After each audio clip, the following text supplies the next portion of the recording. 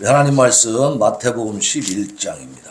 마태복음 11장 1절로 6절까지 교도하시겠습니다.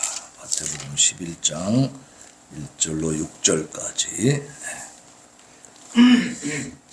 제가 1절 봉독합니다. 예수께서 12 제자에게 명하시기를 마치시고 이에 그들의 여러 동네에서 가르치시며 전도하시려고 거기를 떠나가시니라.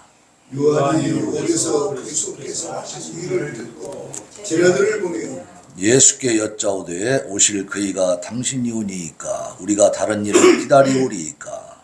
예수께서 대답하여 이르시되 너희가 와서 듣고 보는 것을 요한에게 알리되 맹인이 보며 못 듣는 사람이 걸으며 나병 환자가 깨끗함을 받으며 못 듣는 자가 들으며 죽은 자가 살아나며 가난한 자에게 복음이 전파된다 하라.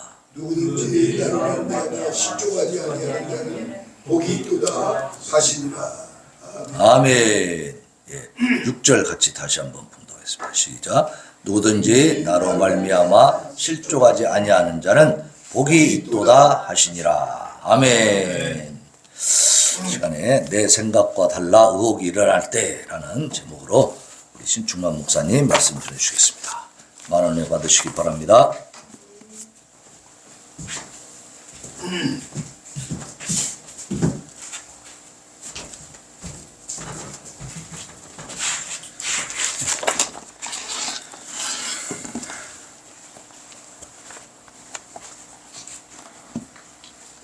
네, 할렐루야.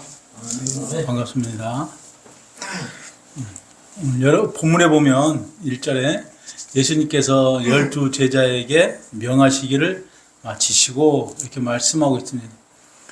쭉 계속해서 제자들에게 하시는 5장부터 시작된 산상수훈부터 해서 병 고치고 가르치고 하는 이 여러 일들, 또 그들에게 사명을 주셔서 지금 파송시키는 이러한 일들을 다 이제 마치셨다는 겁니다. 10장에 기록된 제사 파송하기를 마치시고 제자들을 보내시고 예수님도 그 사역의 길을 떠나신 거죠. 이로 인해서 갈릴리 온 지역에 예수님의 이름이 널리 퍼졌습니다. 그러자 두 가지 반응이 나타났어요. 하나는 긍정적인 반응으로 예수님을 메시아로 믿고 따르는 자들이 있는 반면에 다른 한편은 부정적인 반응이 일어났습니다. 오늘 그 본문의 첫 번째 반응이 바로 놀랍게도 예수님의 길을 예비한 증거했던 세례 요한이 이 메시아 되심을 의심했다는 것입니다. 그때 이 요한은 감옥에 갇혀 있었죠. 그래서 제자들을 예수님께 보냈습니다. 누가복음에 보면 7장에 두 제자를 예수님께 보내었다고 합니다. 그래서 보내실 때 오실 그이가 당시오니까 아니면 우리가 다른 일을 기다릴까요? 이렇게 문의를 했던 겁니다. 여기서 오실 일은 메시아이십니다. 예수 그리스도죠. 그러니까 오실 그이가 당신입니까? 이것은 당신이 하나님께서 약속하신 메시아이십니까? 라는 질문이 되겠습니다. 세례 요한의 이 질문 좀 이상합니다. 왜냐하면 그는 예수님의 길을 준비하러 온 자였고 예수님을 증언하는 자였잖아요. 그가 처음에 세례 사역을 할 때 하나님께 받은 계시가 있었습니다. 요한복음 1장 33절에 보면 하나님께서 세례 요한에게 세례를 해주신 말씀이 내가 세례를 베풀 때 그 위에 성령이 내려와서 머무는 자가 있으면 그가 바로 성령으로 세례를 준 자임을 알라 그랬습니다. 그래서 세례 요한이 많은 사람에게 세례 베풀 때는 그런 일이 일어나지 않았습니다. 그러니까 딱 예수님에게 세례를 베풀 때 그런 현상이 나타났던 거예요. 성령이 비둘경상으로 예수님께 내려 머물렀습니다. 그랬으니 세례 요한이 얼마나 확실하게 믿었겠습니까? 그래서 그 뒷날에 보면 예수님이 거니시는 것을 보고 자기 옆에 있는 두 제자를 가리켜서 하나님의 어린 양이다 하고 가르쳐 줬습니다. 이 모든 것을 보면 세례 요한은 예수님을 메시아로 확실하게 믿었습니다. 너무나도 확실하게 믿었어요. 그런데 그런 세례 요한이 예수님에 대해서 의혹을 가진 이유가 무엇일까요? 일부 학자들은 환경적인 요소를 이야기합니다. 여러분, 지금 이 세례 요한이 감옥에 갇혀 있잖아요. 당시에 헤롯 왕이 자기 형제인 형제의 아내인 헤로디아를 자기 아내로 취했습니다. 여기에 대해서 세례 요한이 비판을 했거든요. 그래서 잡아서 감옥에 투복을 시켰습니다. 그래서 그 당시에 유대 고대사를 쓴 이 요세푸스의 그 말에 의하면 헤롯이 세례 요한을 사해 동쪽에 있는 마케루스라는 곳에 자기 그 요새 그곳에 가두어서 1년간 감금을 시켰다 그래요. 그 뒤에 사형을 집행했다고 말을 전하고 있습니다. 여러분, 우리 사람은 환경의 지배를 많이 받습니다. 그래서 믿는 자라도, 믿음이 큰 사람이라도 중병에 걸리거나 또 어려움에 처하게 되면 그 믿음이 연약하게 됩니다. 흔들리기가 참 쉽습니다. 지금 감옥, 어둡고 또 축축하고 외로운 감옥 생활을 하다 보면 희망과 확신을 갖기가 어렵게 됩니다. 그래서 자신의 비참한 현실을 보게 되고 또 그 현실이 더욱더 크게 보이죠. 부정적인 것으로 다 보기가 쉽게 된다는 거예요. 그래서 예수님에 대한 그 확신이 약화될 수가 있습니다. 그러나 이것은 추측일 뿐이고 약간의 영향은 끼칠 수도 있지만 주요 원인이라고는 할 수가 없습니다. 세례 요한이 이런 의혹을 갖게 된 주요 원인이 무엇일까요? 우리 2장 한번 볼까요? 예수님이 하시는 일이 지금 세례 요한의 자기의 생각과 기대하고는 맞지 않은 것 같아요. 우리 2절을 보면 요한이 목에서 그리스도께서 하신 일을 듣고 제자들을 보냈다고 합니다. 예수님이 하신 일을 듣고 제자들을 보냈다고 했어요. 그러면 예수님이 하신 일이 무엇입니까? 5장부터 7장까지 있던 산상수훈과 또 8장과 9장에 있던 그 문둥병자를 비롯해서 여러 병자들을 고치시고 또 죽은 자를 살리시고 귀신에 걸린 자를 귀신을 쫓아내고 말을 하게 하는 이런 일들을 했었죠. 그러니까 예수님의 사역을 가만히 보면 지금 세례 요한이 생각하는 그런 사역이 아닌 거예요. 지금 자비를 베풀고 있잖아요. 긍휼을 베풀고 있잖아요. 사람을 불쌍히 여기고 그들에게 친정을 대하고 사랑으로 베풀어주는 일을 하고 있다는 것입니다. 세례 요한은 그전에는 어떤 사역을 했습니까? 지금 4장에서 배웠는데 3장에서 어떤 사역을 했어요? 회개하라고 천국의 도래를 선포했습니다. 그래서 그 믿지 않는 자들은 도끼로 치고 키로 까불리고 또 불로 상징되는 이 심판의 천국, 그 천국 심판의 관점에서 천국이 올 거에 대해서 복음을 그 선포를 했었죠. 그래서 마태복음 3장 7절에 보면 세례 요한이 세례받으러 오는 자들을 보고서 이와 같은 말을 하고 있습니다. 독사의 자식들아, 누가 너희를 가르쳐 임박한 진노를 피하라고 하더냐? 이미 도끼가 나무 뿔에 놓여 있으니 좋은 열매 맺지 아니하는 나무마다 찍어 불에 던지리라.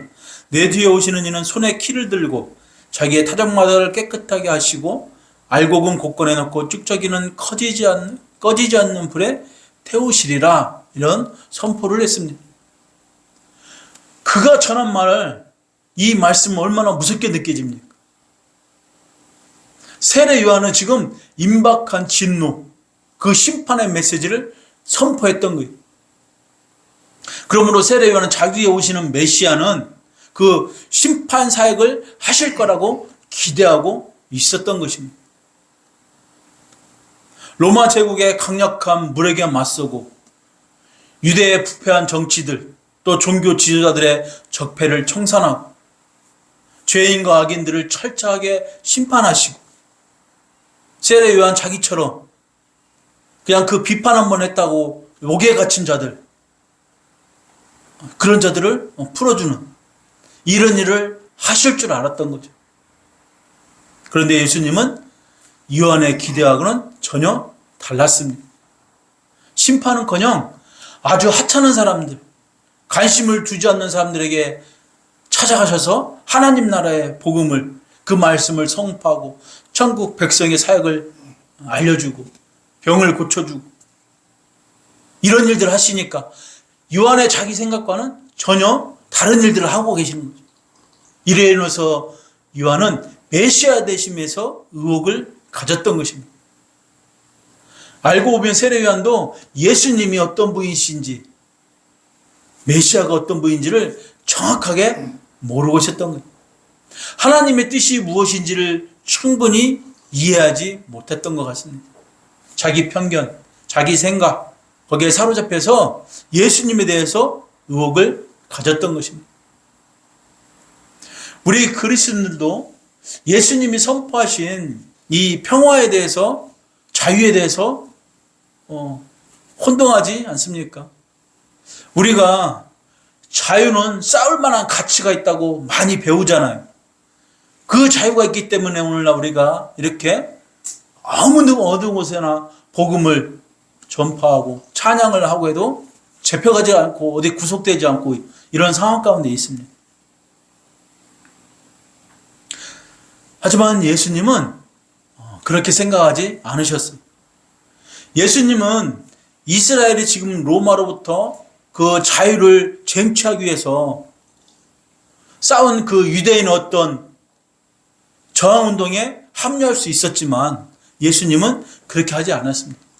그리고 제자들에게도 그렇게 하지 말라고 말씀하셨어요. 우리 5장 39절과 41절에 가면 로마에게 저항하기보다는, 그 군대에게 저항하기보다는 어떤 급진적인 순종을 요구하셨습니다. 가르치셨어요.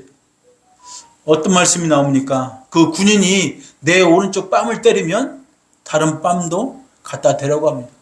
또 그 군인이 가지고 있는 군장들, 이런 장비들을 너에게 지어서 이계해서 메고 십리를 가도록 강요하면 기꺼이 20리를 가지라고 그랬습니다. 심지어는 마태복음 24장 16절에 보면 멸망에 가져간 곳이 거룩한 곳에 서거든, 이게 싸움이 이제 일어나면 우리에게 어떻게 하라고 했습니까?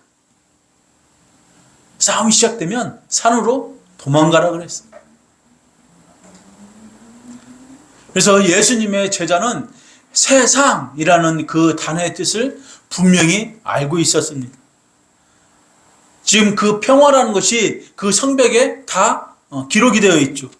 기둥에 새겨져 있고 동전에도 쓰여져 있었습니까? 팍스 로마나. 평화. 로마로 인해서 온 세계가 다 평화가 됐습니다. 이것을 자랑하고 있어요. 그래서 로마도 그 실제로 그 지역에서 이 유대 땅이나 주변에 다 평화를 가져왔잖아요.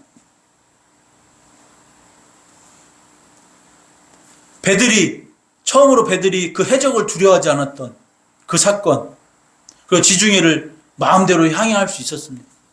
여행객들도 강도를 두려워하지 않고 지나다닐 수 있었고. 그런데 이 평화가 어떻게 확보가 됐습니까? 로마 군인의 칼로 평화가 만들어진 거예요. 그래서 문제가 발생하면 그 군대들이 가서 즉각 중단을 시킵니다. 처단을 하죠. 그래서 거기에 아무도 저항할 수 없었습니다. 저항할 세력이 없었죠. 그 군대에 대해서 간섭할 사람도 없었습니다. 이 군사력은 평화를 가져왔습니다. 효과적인 방법이지만 예수님께서는 그런 식으로 평화를 가져오지 않는다고 말씀하셨어요.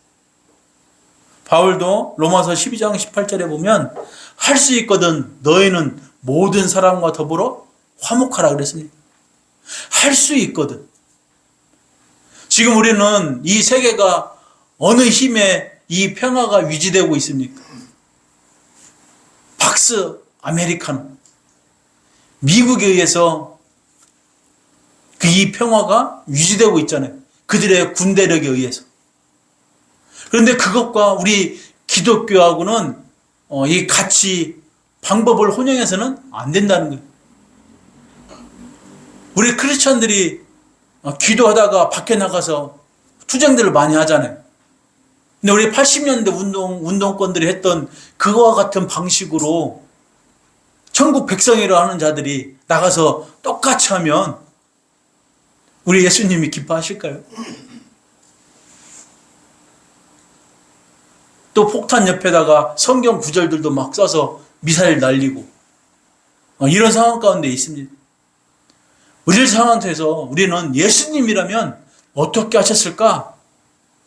다시 한번 우리가 예수님이 하셨던 사역을 생각하고 천국 백성들이 이 땅에서 어떻게 살아내가야 될지를 예수님 말씀을 통해서 우리가 기억을 해야 됩니다. 기도하잖아요. 천국 백성답게 이 땅에서 하나님의 백성으로 삶을 살아내잖아요. 남들이 때린다고 해서 똑같이 때립니까? 해코지 한다고 똑같이 해코지 않잖아요. 그게 천국 백성의 삶인 거예요. 그 삶을 우리가 살아내야 됩니다. 근데 우리는 믿음이 많이 약해집니다. 넘어지는 이유가 여러 가지가 많이 있잖아요. 제일 우리 성도들이 쉽게 넘어지는 것.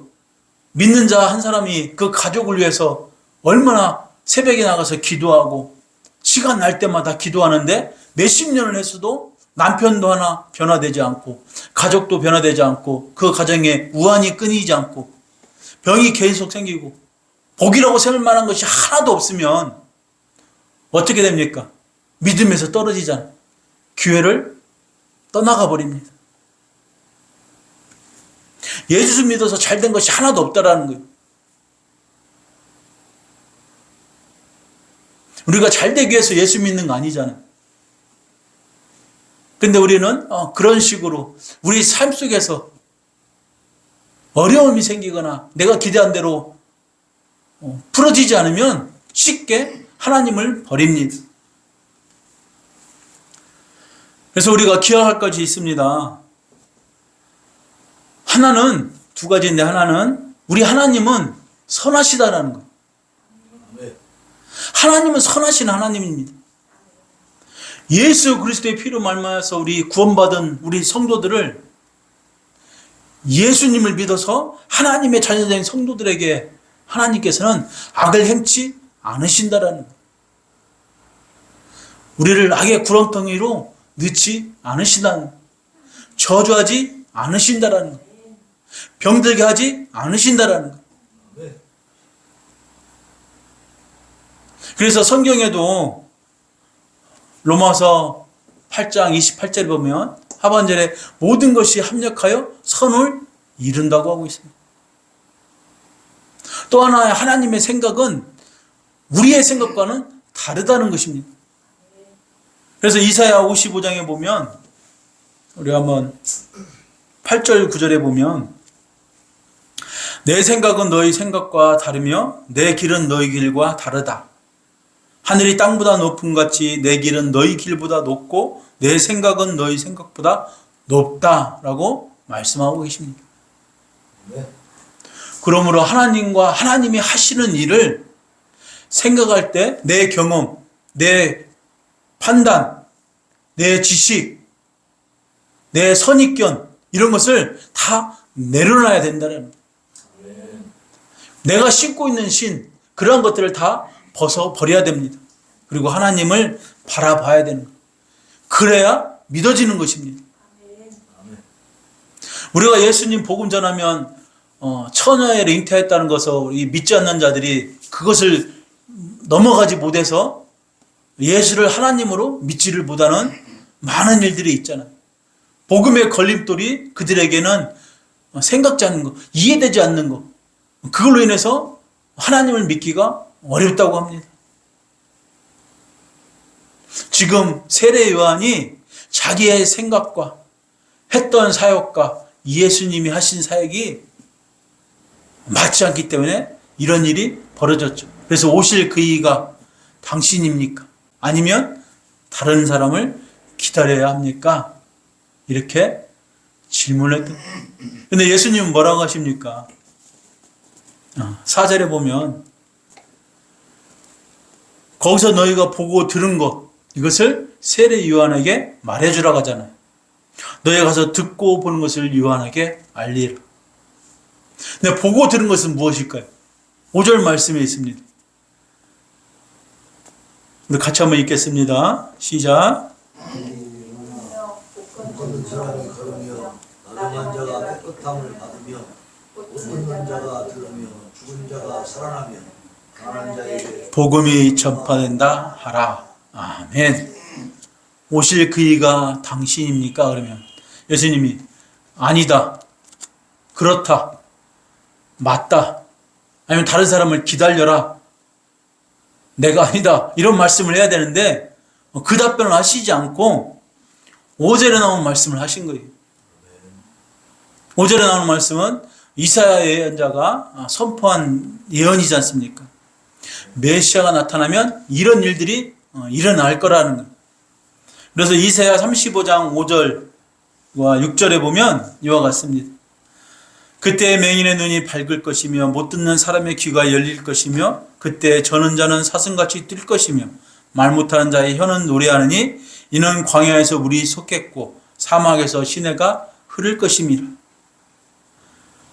오늘 본문 5절에 나오는 말씀입니다. 이사야 61장 또 1절에 보면 주 여호와의 영이 내게 내리셨으니 이는 여호와께서 내게 기름을 부으사 가난한 자에게 아름다운 소식을 전하게 하려 하심이라.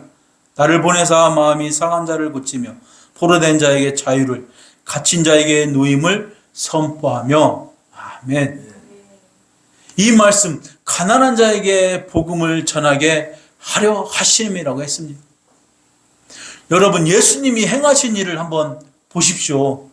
5장부터 9장까지 쭉 가난한 자에게 천국 복음을 전파하셨다는 것, 가르치셨다는 것, 뭉중병자를 고치시고 안진뱅이를 이렇게 세우시고 귀신 들려서 말 못하는 자를 귀신을 쫓아내고 죽은 자를 살려내고 이런 병자들을 다 고치고 죽은 자를 살리신 사역, 그 사역입니다.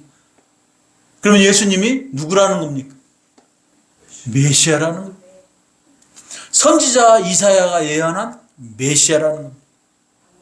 하나님이 보내신 세상의 구주시다라는 겁니다. 이것을 지금 보여주시는 겁니다. 예수님이 행하신 것, 너희가 보고 들은 것, 너희 선생에 가서 말해주라는 것. 그러면 그와 같은 일을 했던 분이 누구냐는 것이죠. 예수님 바른 대답을 하신 거예요. 이 말씀이 우리에게 주는 교훈은 무엇입니까? 예수님께 가면 예수님이 답을 주신다는 거예요. 세례 요한이 감옥에 있으면서 지금 회의가 생겼습니다. 벽 보고 벽에다가 막 날짜 쓰고 손에다 몸에다가 막 긋고 자기를 비하한 게 아니라 혼자 고민하지 않았어요. 예수님께 제자들을 보냈어요. 감옥에 갇혀 있으니까 자신은. 의혹이 있을 때 예수님을 찾아갔다라는 거예요. 우리는 의혹이 생길 때 어떻게 합니까? 홀로 고민합니까? 홀로 근심 걱정하고. 하지 않을 때 걱정, 근심한다고 해서 일이 해결되나요? 그렇지 않은 경우가 많이 있잖아요. 홀로 고민하다 보면 불신이 하게 되는 거예요. 불신. 예, 이렇게도 안 되고 저렇게도 안 되고 이해도 안 되고 안 믿을란다. 그냥 교회 말고 다른 데 가자. 떠나버리잖아. 이런 분들이 많이 있잖아. 그러나 세례 요한은 이 문제를 가지고 예수님께 나아갔다라는 것입니다. 여러분 때로는 우리 자신의 구원에 대해서도 의혹이 생길 수가 있습니다. 하나님의 존재에 대해서도 하나님의 인도하심에 대해서도 또 성경 말씀에 대해서도 의혹이 생길 수가 있습니다. 그럴 때 어떻게 해야 됩니까? 유명한 목사님 찾아갑니까? 예수님께 나아가죠. 예수님께 나아가는 방법은 무엇입니까? 기도해야 되잖아요. 기도. 의혹이 일어날 때 내 체험, 내 생각, 내가 기준으로 판단하지 않고 하나님께로 나아가는 것입니다. 하나님께로 돌아가야 된다는 것. 그럴 때 답을 얻을 수가 있습니다.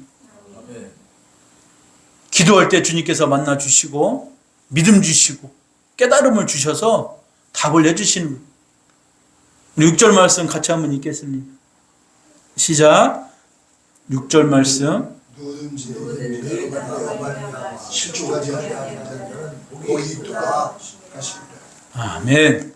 여기서 실족하다는 길 가는 도중에 만나게 된 것, 돌뿌리가 됐든 뭐가 됐든 거기에서 넘어지는 겁니다. 부딪혀서 넘어지는 것. 그게 걸려서 비틀거린다, 이런 의미가 있습니다.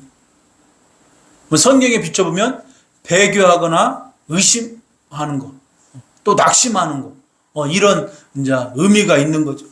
이게 불신을 얘기하는 겁니다. 불신.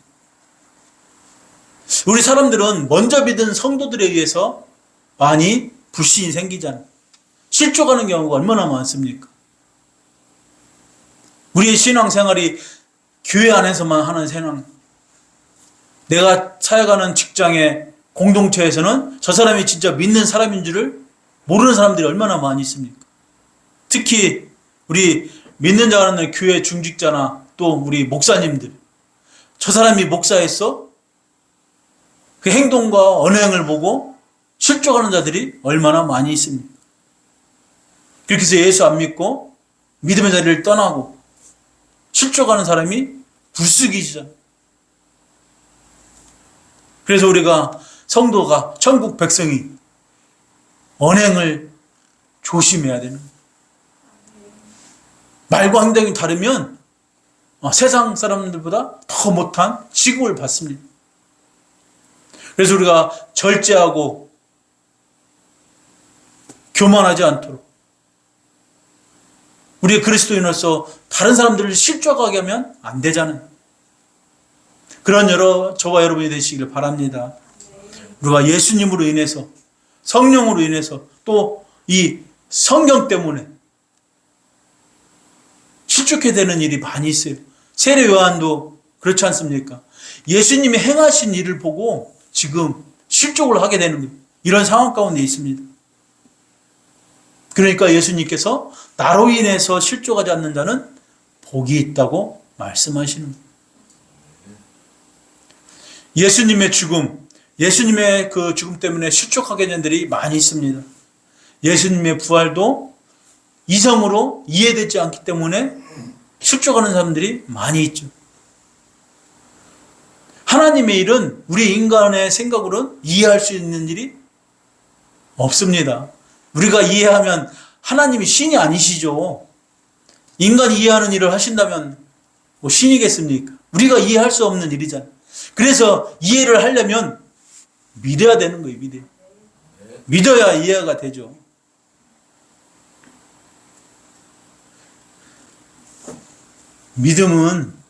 믿음에 우리가 여러 가지 나오는 것들이 우리에게 걸림돌이 될 수 있지만 예수님은 이 사역들 기적 같은 거, 병 고치고 죽은 자를 살리시고 이런 기적을 보여주시는 게 목적이 아니라 가난한 자에게 복음을 선포했다는 것입니다. 복음을 전파하는 일을 최고의 일로 삼으셨다는 거예요. 그래서 우리가 나라를 위해서 기도하며 때로는 금식하고 이런 일들을 할 때 복음도 함께 전파가 되는 거죠. 아, 믿는 자들이 저렇게 기도하고 저렇게 신앙생활을 하는구나. 이게 복음을 전하는 초석이 돼야 되는 것입니다. 우리 처음 기도할 때보다 갈수록 인원이 줄어들죠. 각자 사역이 있어서 바쁘시겠지만 생각하는 것이 조금 다르니까 그럴 수도 있겠습니다. 그래서 우리는 이 중심의 복음, 그리고 나라를 위한 거, 이것이 다 복합적으로 가야 이 끈이 끊이지 않고 계속 우리가 기도할 수 있는 힘이 생기는 거예요. 다른 사회적인 이슈를 가지고 또 거기에 대해서 어떤 도움을 받고자 다른 생각을 하게 되면 당연히 끊어지게 되죠. 말씀을 맺겠습니다. 오늘 세례 요한은 예수님이 하시는 일을 듣고 자기 생각과 달라서 의혹에 빠졌습니다. 여러분, 세례 요한 같은 이 위대한 사람이 그럴 수 있다면 우리는 어떨까요? 우리 같은 사람, 우리 선입견, 편견, 그것으로 인해서 빠질 수가 있습니다. 그래서 우리는 그런 것들을 다 떨쳐내버려야 되는 것입니다. 내 기존에 가지고 있던 생각, 편견들을 다 버려야 되는 거예요. 아멘. 그래서 예수님을 내 좋을 대로, 내 생각대로, 내 경험, 내 지식으로 판단하면 또 믿으려고 하면 안 되는 것입니다. 그러면 문제가 생기는 거예요. 그런 의혹이 생길 때 우리는 세례 요한처럼 예수님께 나아가야 되는 것입니다. 예수님께 물어야 되는 거예요. 그런데 기도하지 않으면 들을 수가 없고 응답도 받을 수가 없겠죠. 예수님께서 하나님 말씀을 가지고 요한의 의심을 말끔히 해결해 주시잖아요. 구약의 말씀, 이사야 예언, 그대로 이루어진 일, 성취된 일을 보여주셨습니다. 마찬가지로 우리가 이 대한민국의 평화를 위해서 기도할 때 우리에게 의혹이 생깁니다. 20명, 30명에서 10명으로, 7명으로, 5명으로 줄어들 때 의심 생기잖아요. 우리가 기도하고 있는 방법이 잘못됐나? 내가 하는 것이 무엇이 부족한가? 이런 의심이 들 때 우리가 어떻게 합니까?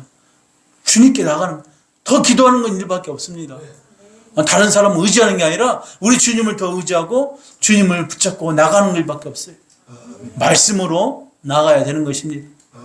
그러면 우리 하나님께서 답해 주시고 또 믿게 하시고 우리의 믿음을 더 깊게 하여 주실 겁니다.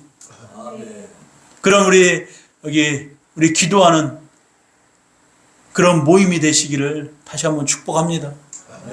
그래서 주님께서는 나를 인해서 실족하는 자가 복이 있다라고 말씀하십니다. 주님과 그 주님의 사역, 주의 말씀을 내가 다 이해할 수는 없지만 그럴지라도 우리는 예수님을 믿고 신뢰할 때 우리가 하나님을 의지하고 기도하는 이 모델들이 하나님의 때에 다 성취될 겁니다. 그래서 우리 끝까지 의심하지 않고 기도하는 기묘 기도회가 되는 여러분들 되시길 축복합니다. 기도하겠습니다. 하나님 아버지 감사합니다.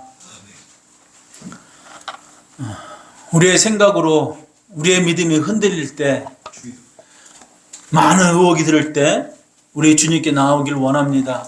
기도의 용사들이 기도의 자리에서 많은 수라가 절어들 때 우리가 의혹이 생깁니다. 그럴 때 턱도 주 앞으로 나와서 간절히 기도합니다. 하나님의 뜻이 하나님의 때에 이루어지기를 원합니다. 우리 기도하는 사람 한 사람 위에 함께하여 주셔서 능히 하나님이 주시는 능력으로 감당케 하여 주시옵소서. 오늘 이 말씀을 의지하여 나갑니다. 승리케 하옵소서. 사랑하는 예수님의 이름으로 기도합니다.